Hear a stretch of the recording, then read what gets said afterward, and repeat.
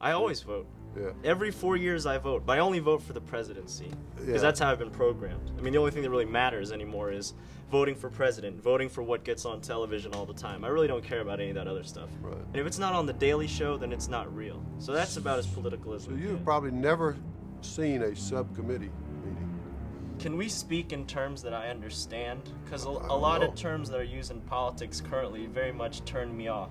Well, I mean, do you vote yourself? You say you Yeah. vote, but you actually vote? I always vote. Well, that's interesting because people think that the young have turned off. How come you vote? I think I vote because of primarily Rock the Vote. I actually thought, wow, my vote does make a difference. Yeah. Although recently I've been reading some literature that's have led me to believe that maybe voting is actually a system of distracting people from being active in government when election time is not around.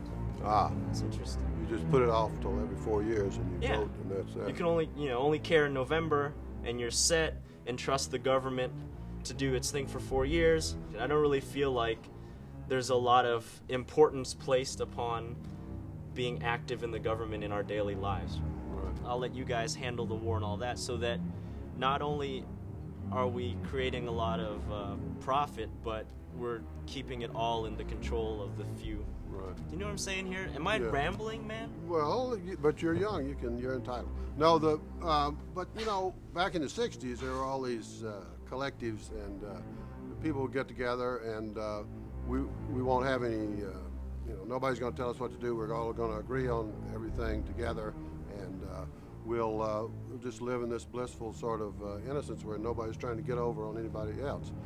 And I don't know any of those things that lasted very long because people got really bored with it, and then you'd have to have these interminable long meetings where everybody got to speak. But then, Right. of course, some people couldn't think of anything to say, and some people dominated the conversation, and most people didn't want to really run things. Right. People don't really. Normal people don't want to run everything. So you got all these sort of freakish people who want to run everything, and they've got a lot of energy for that. And I think that's part of the human condition. And what you have to do is just sort of resist your temptation to let these freakish people run everything, and just sort of try to find out what they're doing and try to mess with them a little bit so that they'll pay attention to you. But you got to have some kind of structure, I think, just so somebody has to be in charge.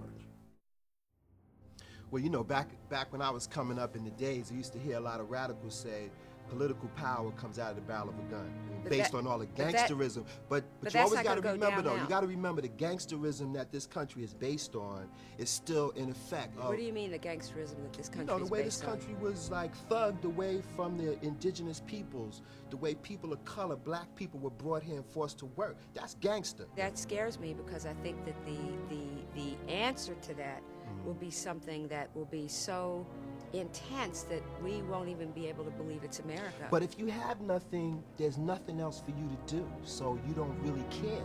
That's what motivates that Right. in the first place. But our guys in charge are not worried about gangsterism or anything else. That they know they've got it locked down. But like, look at the new way that they gangster you. Look at Enron. Look at big corporate heads just stealing all this money. That's the gangsterism I'm talking about too. You know, that's another aspect of how they doing it these days. Gangsterism is a form of foreign policy. It has a new voice. It has a new look. But I see that which lies underneath everything in this country still in effect in certain. So in the many spirit ways. of America is a gangster spirit. Definitely. That's America. It may be a gangster spirit, but there are also parts of America that at least, I think maybe we're created to balance out the gangster part. Exactly. Right? There we go. That's what we have to do. That's Balance what, it out. Well, that's what democracy is supposed to be. Yeah, there Is we go. to balance out some that of this gangsterism. Right, is to balance it out. And, you know, even if we want to talk in another kind of ooey way, I guess we even say that the country is out of touch with its feminine side. It's out of touch with the caring side. I mean, there's no doubt about it. I don't even know how, in this spirit of this time, one even makes an argument for caring about other people without sounding flat out silly. I mean, is it time for care and love to be radical again? I don't know, but it's almost silly because we're just not there, and we know that if you're right about that gangster force, I think we all feel it. We feel it, and we don't know what to apply to it to balance point, it and out. So maybe we need an invigorated I think so, idea. but I also think it's not a feminist. I think it's not a feminine thing, that gangster thing. So I would like to see some of that testosterone that fuels gangsterism toned down. The hypocrisy of, for example, the council in Iraq was supposed to have power to run their own country, moments after we stopped, fighting. But our government said we can't let that happen because there's an Ayatollah or two on the governing council, and we don't want any religious people. Hello? Mr. Bush says he's run by God. I am put here by God. He also said, what did he say? He said, the jury is out on evolution. Well, maybe for him, but you know what I'm saying. The thing that if the fundamentalist movement all over the world is growing, and I think it is, it's of course growing in the United States too. We have basically a fundamentalist president now. Well, that's absolutely right. We didn't go to war for that. Well, but did we go to war in Iraq because of religion? No. We went to war in Iraq because we need to have the American century again. Mm-hmm. Really, it's about us putting our bases everywhere. We've got bases now in Iraq. Every time we go someplace, like Bosnia, we establish a permanent base. Where do you think the push will come next? You know what, Sydney, maybe I am all of a sudden an optimist here. I really feel that people are much more educated now. I don't know if they're educated or if they just have more information. There's a difference. Well, maybe if it's not educated, maybe it's open, maybe it's willing, maybe it's a recognition that we are part of the world's neighborhood, and I think that's a positive, a big positive.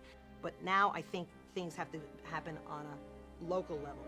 We have to disinherit the corporations. Populism is happening around the country to return to democracy. I just thought that as soon as fear hits, everything becomes possible. Mm-hmm.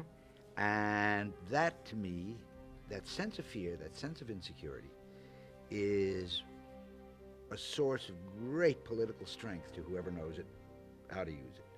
It becomes a source of demagoguery. Mm-hmm. And now, if we start getting afraid economically, whether it's economic, internationally economic, or domestically economic, then I think the atmosphere becomes very ripe for demagoguery and an even more fascist president. Well, wasn't the time that you were living during the Depression, wasn't that the highest amount of socialist candidates getting, the most votes ever in the history of the United States? But the two aren't really comparable, because the Depression happened just once and was cataclysmic. Mm-hmm. It was, that horrible Tuesday, and then bang, in 2 years the nation was literally down the toilet. Are you saying that this is different because it's so gradual? Or? Yes. What I think what's been happening is that there has been an erosion, and that September 11th then opened a chasm, that an erosion was taking place for a long time. You mean upward, out of the workers' hands into the rich's hands? Erosion about. I don't really care much about government. I don't really care much who's in Washington. It makes no real difference who's there. It was, you could see it by the falling vote. Every year, fewer and fewer, smaller and smaller that's why we have to take it back.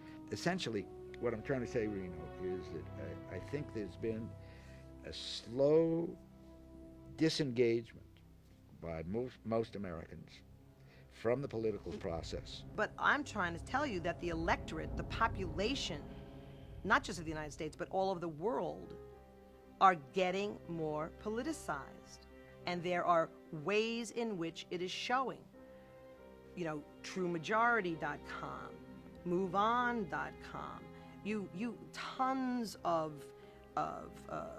grassroots organizations that are making their views known and following it with their money.